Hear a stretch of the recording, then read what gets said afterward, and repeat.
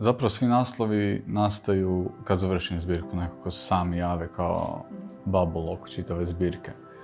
I metamorfoze su mi pale na pamet zato što se dosta bavi potrebom za promjenom.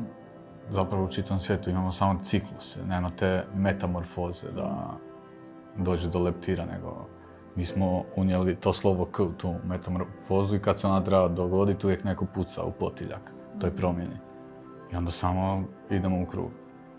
A pratišina zapravo predstavlja duh i onda mi se na kraju ta riječ samo pojavila kao mjesto duha, tog povlačenja i pokušaja spoznaje na nekom drugom nivou svega o čemu pišem i što me zanima.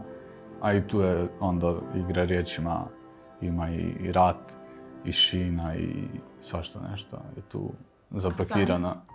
Rekao sam ako Bog da, jednoga dana u jezik uvešćemo još dvoje, troje, spoznat ćemo ruke i kada ostarimo ništa neće biti daleko.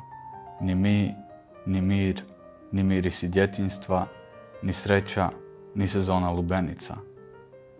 Do tada moramo podmetnuti nogu strahu, guglu, državi.